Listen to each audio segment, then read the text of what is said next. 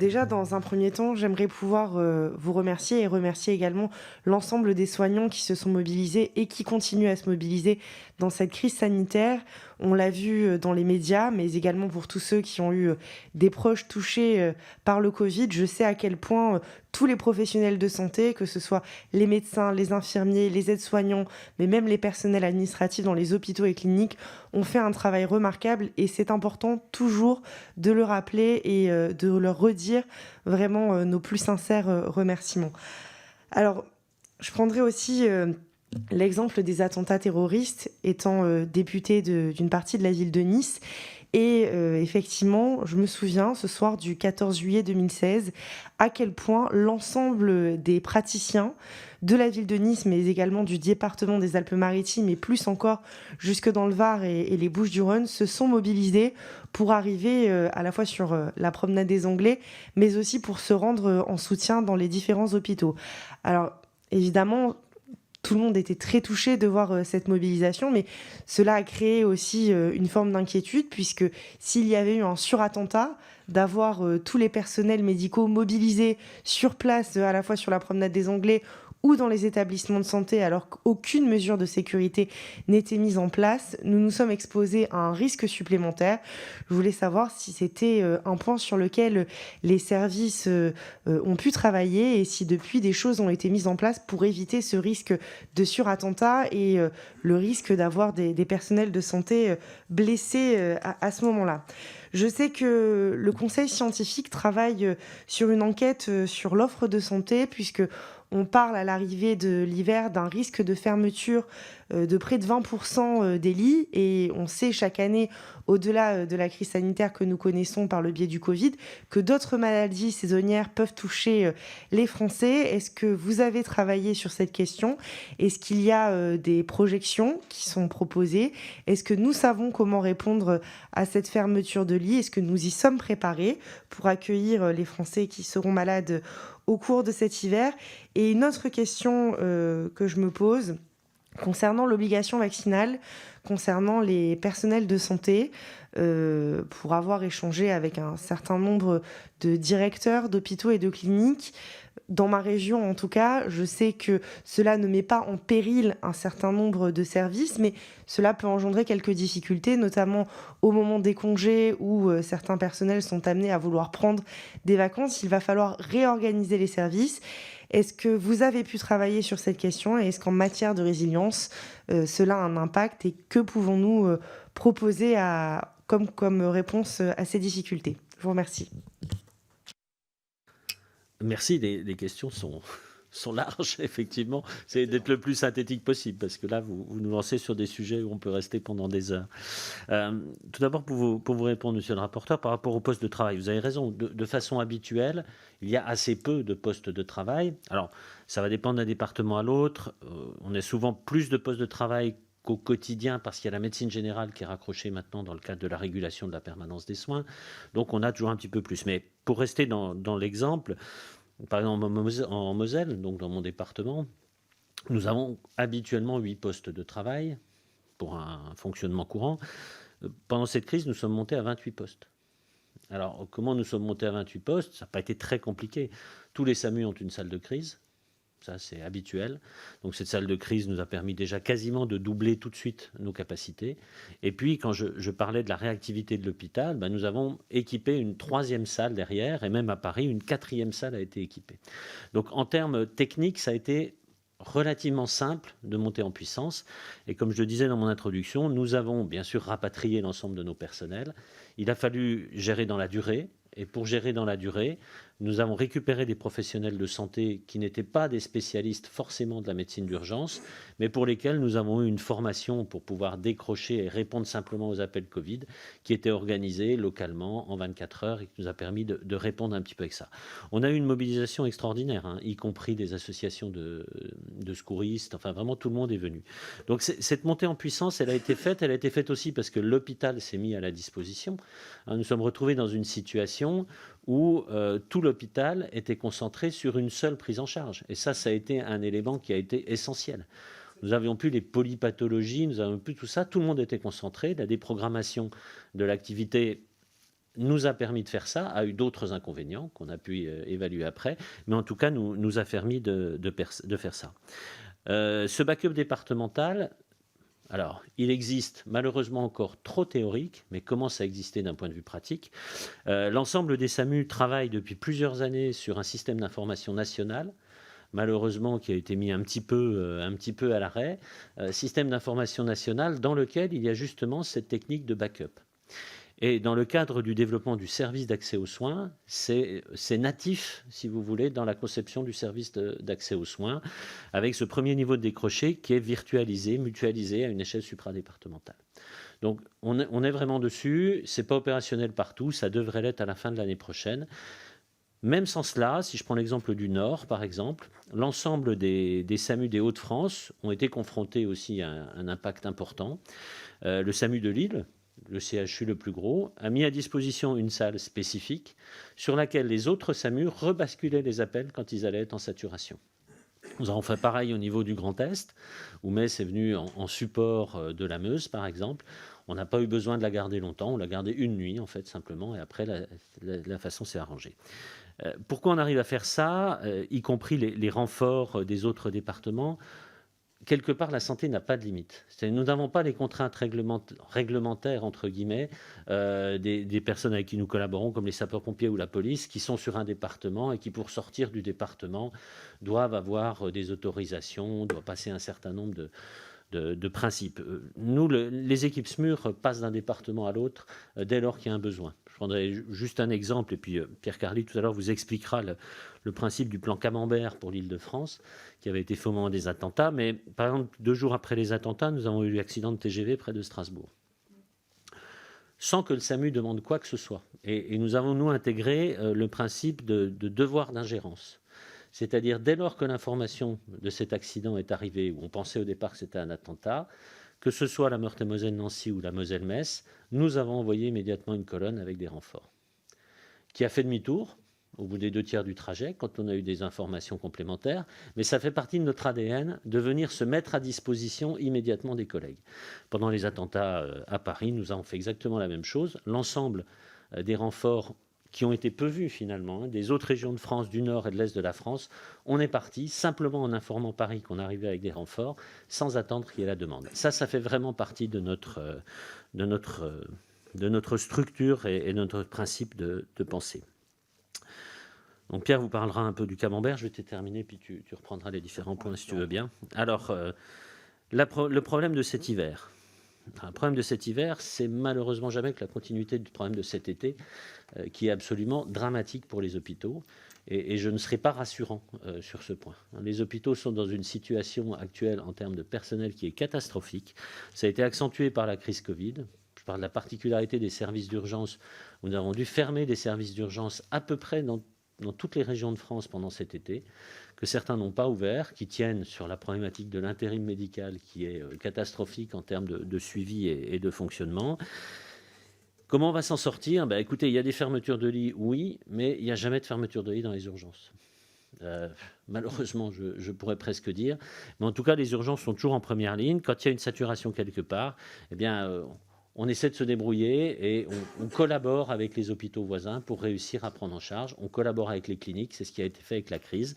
C'est ce qu'il ne faut pas perdre. Tout cet effort qui a été fait de complémentarité entre les différents acteurs de la santé pendant la crise, malheureusement, a été un peu perdu après. Chacun est reparti vers ses vieilles habitudes. Il faut qu'on le retrouve dès lors qu'on va être dans ces situations. Et globalement, on arrive à le retrouver sans aller jusqu'à faire des transferts en interrégional comme nous avons pu le faire avec les TGV, voire par rapport à l'outre-mer avec les avions sanitaires. Mais en tout cas, quelle que soit la situation, vous pouvez être sûr que, en ce qui concerne les urgences, on fera face. La déprogrammation des activités est malheureusement la seule corde immédiate qu'on a dans l'arc de réponse du système de santé, avec ses inconvénients, qui est de faire aussi un tri de ce qu'on doit être amené à déprogrammer et de devoir récupérer cette activité après. À titre d'exemple, les hôpitaux publics n'ont toujours pas récupéré l'activité qu'ils auraient dû avoir en 2020. C'est-à-dire toute cette phase de déprogrammation, nous n'avons toujours pas récupéré cette activité avec encore maintenant des patients qui sont opérés alors qu'ils auraient dû être opérés il y a 18 mois. Et on essaie simplement de rattraper un petit peu ça. Pierre, si tu veux revenir sur les différents points. Donne-moi la parole. Merci, Monsieur le Président. Monsieur le rapporteur, je vous remercie de vos questions très pertinentes sur la montée en puissance. C'est évidemment un problème majeur. C'est un problème pour lequel nous avons quand même des solutions, comme vous l'a dit François Braun. Alors, évidemment, ça fait partie aussi des acquis de cette crise, puisque c'est la première fois que nous avons été confrontés sur une longue période à une augmentation des appels, ce qui est différent par rapport aux attentats, qui sont des événements extrêmement brutaux en intensité, mais de durée courte. On était bien là dans une, je dirais, dans une pression de patients exponentielle, c'est-à-dire qui montait lentement et qui ensuite progressivement s'est mis en place à un niveau extrêmement élevé. Et comme toutes les exponentielles, quand elles passent un certain seuil, on est là à des seuils vraiment très élevés. Donc en pratique, le sujet là, c'est que tous les SAMU disposent d'une possibilité d'augmenter leur capacité, tous disposent d'une salle de crise et peuvent en gros doubler leur possibilité de réponse. Ce qui, pour une crise à cinétique courte, peut être suffisant. Pour une crise à cinétique longue et à amplitude illimitée, évidemment, on change de paradigme. Et c'est là où l'expérience de la crise Covid est intéressante, puisque nous avons mobilisé à la fois des moyens techniques, et François vous l'a dit, ce n'est pas le problème le plus difficile. Dans notre pays, on peut avoir du câblage en pleine nuit, on peut trouver des ordinateurs et on peut avoir des licences de logiciels en quelques minutes. C'est une question de moyens. Et comme je vous l'ai dit, dans cette crise, le problème n'était pas d'avoir des moyens, c'était d'avoir les hommes pour que ces moyens aboutissent à un résultat. C'était bien ça la question. Donc après, c'est de mobiliser et de se mettre en disposition à chaque phase d'un tel processus de crise, de pouvoir monter le niveau d'après rapidement. C'est ce qu'on a travaillé en Île-de-France avec un dispositif qu'on a appelé Rebond. On l'a appelé Rebond à double titre. On l'a mis en place aux alentours du mois de mai-juin de 2020, donc tout de suite après la première phase. Il avait deux objectifs, le rebond de l'épidémie et notre rebond en termes d'activité si c'était nécessaire, c'est-à-dire pour pouvoir être encore plus efficace. C'est un dispositif qui met en commun les moyens de l'hôpital, du SAMU et des universités et qui nous a permis notamment, puisque nous avions une seule circonstance favorisante dans cette crise, la seule chose, c'était que tous les patients avaient le Covid. Et qu'au bout de quelques semaines, on savait ce que c'était que le Covid, donc on pouvait formater les réponses, les traitements, les prises en charge, et même avoir un regard sur la cinétique de l'épidémie.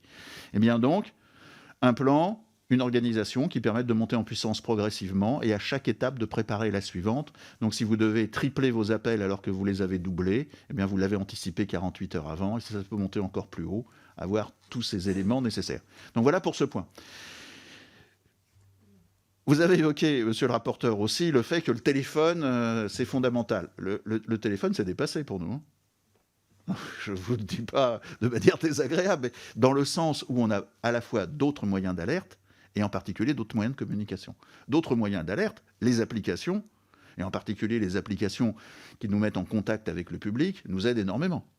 Dans ces applications, on peut appeler le SAMU, on peut appeler même des secours avec d'autres possibilités que le téléphone. Et surtout, ces applications nous permettent aussi de déclencher des moyens qui sont des moyens de citoyens volontaires qui peuvent être extrêmement utiles, et en particulier dans les périodes de crise. De la même façon, nous communiquons avec des groupes type réseaux sociaux, mais fixés sur un système ou sur un autre, pour ne pas le citer, le groupe WhatsApp par exemple, qui nous a énormément aidés dans la gestion de crise. Et dans les demandes que nous aurions à formuler, c'est de pouvoir disposer d'un WhatsApp qui soit médical et qui soit un WhatsApp de l'État, plus que d'utiliser une licence de logiciel gratuite sur Internet. Voilà des éléments qui sont des éléments extrêmement concrets. Tout ceci nous a permis de progresser énormément. De la même façon, lorsque nous avons géré les relations entre les différentes régions, nous l'avons fait avec tous les SAMU ensemble au cours de visioconférences qui étaient quotidiennes quand c'était nécessaire, bi-hebdomadaires. Donc tous ces éléments-là n'existaient pas de manière très formelle avant cette crise et nous ont beaucoup aidés. Alors vous avez évoqué le cas, il n'y a plus de communication, on n'existe plus. Alors ça c'est un cas qu'on connaît dans les attentats terroristes, puisque dans l'attentat terroriste, nous avions modélisé l'idée que nous serions privés de possibilités téléphoniques, pour des raisons qui tiennent soit à l'attaque terroriste elle-même, soit à des mesures de sécurité qui nous amènent à donc bloquer tout ce qu'il faut pour ne pas déclencher bombe à retardement, enfin tous les sujets que vous connaissez. Dans un contexte comme celui-là, nous avions réfléchi donc à Paris à un dispositif qu'on a utilisé sur les attentats qui était de segmenter la capitale en différents secteurs et d'étendre ces secteurs à la petite et à la grande couronne. Et que ces secteurs soient autonomes en termes d'équipes d'intervention, de renforts et d'hôpitaux pour que les patients soient pris en charge. Et de ce fait, si on passait sur un blackout très simple à voir, vous n'avez plus de réseau sur votre téléphone, plus rien n'en répond, mais vous savez ce que vous pouvez avoir comme moyens, ce sont ceux de cette portion du Camembert, et vous savez quels sont les hôpitaux sur lesquels vous pouvez compter. Ce sont ceux qui sont jusqu'à assez loin, 40-50 km même, dans ce dispositif. Cet élément-là nous permet, le temps que les communications soient rétablies, d'être en fait dans un pilotage où chacun a ses moyens à portée de main et dans un pilotage qui est partagé par tous pour cette organisation. Donc voilà un des exemples, c'en est un et il peut y en avoir d'autres sur ce point. Tu veux revenir sur le téléphone? Si tu veux le faire maintenant. Oui, juste revenir, vous parliez des réseaux télécoms qui sont plus disponibles. Là aussi, je vous remercie. Tout à l'heure, vous avez dit que le SAMU a alerté pour la canicule. Il faut savoir que la panne orange, c'est les SAMU qui ont alerté en premier, que ce soit l'ensemble des ministères. On a plus d'appels, on n'en a pas, tout de suite on a réagi. C'est dans la minute, moi j'ai eu des appels de différents SAMU de grosse importance en disant il y a un problème, on n'a plus d'appels. Bon, maintenant, si l'ensemble des réseaux téléphoniques plantent, si je peux m'exprimer ainsi, forcément, ça va être très compliqué de nous appeler, dès lors que les moyens de communication passent systématiquement par ces principes de téléphone, ça c'est sûr. Entre nous, on a d'autres moyens, on a des téléphones satellites, on a les réseaux radio, on a tout ça.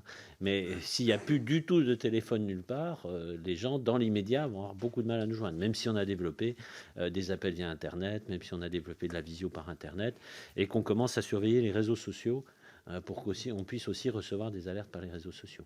Mais on reste quand même dépendant du tuyau qui va nous amener les informations. Voilà, c'est juste une précision. Non, merci beaucoup. Moi, j'ai des toutes petites questions, mais j'aimerais bien que vous puissiez y répondre. Enfin, vous avez déjà répondu à l'une d'entre elles, finalement, c'était... Je n'ai pas répondu à la question sur le surattentat et sur ces différentes mesures. Je peux le faire après ou... Non, allez-y. Alors, juste pour terminer donc les questions qui avaient été posées précédemment, le sujet c'était ne risque-t-on pas de se retrouver dans une situation où les moyens envoyés sur le terrain ou présents à l'hôpital soient l'objet d'une deuxième attaque et soient clairement donc détruits ou inopérants au moment où on en aurait le plus besoin? Ça, c'est un scénario qui est envisagé dans les attentats terroristes depuis très longtemps, et je dirais qu'il a été appliqué à de nombreuses reprises sur l'engagement raisonné de nos équipes, à côté des sapeurs-pompiers et de la police, et généralement dans un climat où on sait très bien qu'en l'absence de déminage opérationnel, de déminage tactique, il y a un risque d'avoir une deuxième bombe sur place après une fusillade, et ça a été le cas, on le sait, dans d'autres pays. Inutile de rappeler la gare d'Atocha et la bombe qui a été désamorcée sur le parking, ou des éléments comme cela dans d'autres pays, l'Espagne, ou encore lors de l'attentat de Bombay. Donc ces points sont bien intégrés, on y fait très attention, et nous avons travaillé ces scénarios et travaillé aussi la protection de l'hôpital, et c'est le point sur lequel je voulais intervenir. Notre point le plus difficile à défendre est celui de l'infiltration terroriste dans l'établissement de santé en profitant de l'arrivée massive d'ambulances et de blessés graves. Et c'est un sujet sur lequel nous avons non seulement réfléchi, mais mis en place des points vraiment durs en termes de sécurité. Et en cas d'attentat terroriste, en particulier à Paris, ici, dans Paris et la Petite Couronne, les 7 hôpitaux qui reçoivent en première intention les blessés graves, on les appelle les trauma centers par analogie anglo-saxonne. Ces hôpitaux passent immédiatement sur un mode protégé avec un checkpoint qui est généralement confié à Vigipirate, c'est-à-dire plutôt à l'armée, pendant que la police, elle, intervient sur le terrain de manière opérationnelle. Et donc, nous avons tous répété ces circonstances qui nous amènent à ne pas quitter notre badge professionnel en permanence pour pouvoir rentrer dans l'établissement et de ce fait éviter qu'un véhicule piégé ou qu'un terroriste déguisé en victime ne prenne pied à l'intérieur du cœur du dispositif de santé. Parallèlement, les SAMU, et en particulier ceux de la région parisienne, ont été aussi upgradés en termes de sécurité anti-pénétration. Et en particulier, si vous venez, Monsieur le Président, un jour au SAMU de Paris, comme dans les 4 SAMU de l'assistance publique, portes blindées, badges sont absolument nécessaires pour y entrer. Très bien.